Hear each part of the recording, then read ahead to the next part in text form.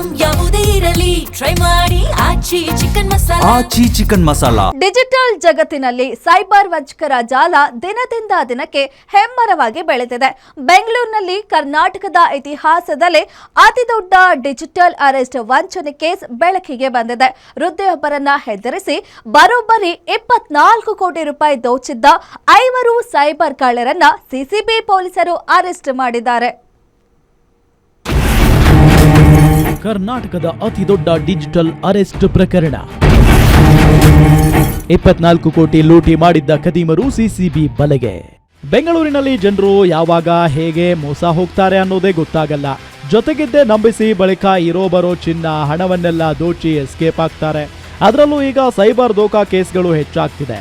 ಅಂತಹದ್ದೇ case ಒಂದರಲ್ಲಿ ವೃದ್ಧೆಗೆ cyber ಚೋರರು ವಂಚಿಸಿದ್ದಾರೆ.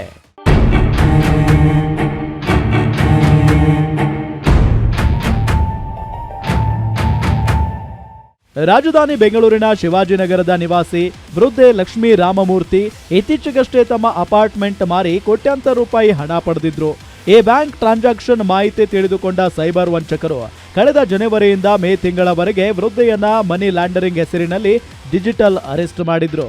Mumbai police CBI ಅಧಿಕಾರಿಗಳ ಸೋಗಿನಲ್ಲಿ ದಿನಗಟ್ಟಲೆ video ಕಾಲ್ನಲ್ಲಿ ಕೂರಿಸಿ ಹೆದರಿಸಿದ್ದ ಖದೀಮರು ಹಂತ ಹಂತವಾಗಿ ಬರೋಬ್ಬರಿ 24 ಕೋಟಿ ರೂಪಾಯಿಯನ್ನ ದೋಚಿದ್ದರು. ಎಷ್ಟಾದರೂ ವಂಚಕರು ಮತ್ತಷ್ಟು ಹಣಕ್ಕಾಗಿ ಪೀಡಿಸುತ್ತಲೇ ಇದ್ದರು.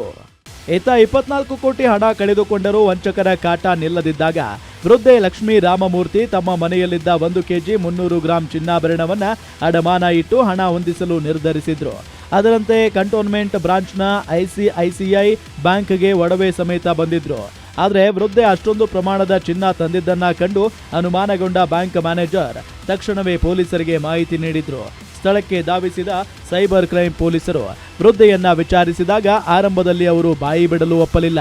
ಕೊನೆಗೆ ಪೊಲೀಸರು ಆಪ್ತವಾಗಿ ಕೌನ್ಸಿಲಿಂಗ್ ಮಾಡಿದಾಗ ತಾನು ಡಿಜಿಟಲ್ ಅರೆಸ್ಟ್ ಆಗಿರುವ ಸತ್ಯ ಹೇಳಿದ್ದಾರೆ.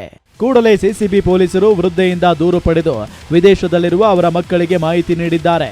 ತನಿಖೆ ಚುರುಕುಗೊಳಿಸಿದ ಜಂಟಿ ಕಮಿಷನರ್ ನೇತೃತ್ವದ ಸಿಸಿಬಿ ಸೈಬರ್ ಪೊಲೀಸ್ ತಂಡ ಮುಂಬೈ, ಅಲಹಾಬಾದ್ ಮತ್ತು ದೆಹಲಿ ಮೂಲದ ಗೌರವ್ ಕುಮಾರ್, ಓಂ ಪ್ರಕಾಶ್ ರಾಜ್ಪೂತ್ ಸೇರಿದಂತೆ 5 ಅಂತಾರಾಜ್ಯ ಸೈಬರ್ ವಂಚಕರನ್ನ ಬಂಧಿಸುವಲ್ಲಿ ಯಶಸ್ವಿಯಾಗಿದ್ದಾರೆ.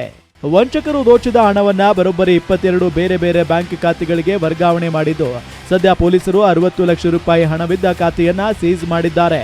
ತನಿಖೆ ಮುಂದುವರೆದಿದೆ. Girish Bagur, crime bureau, guarantee news, Bengaluru.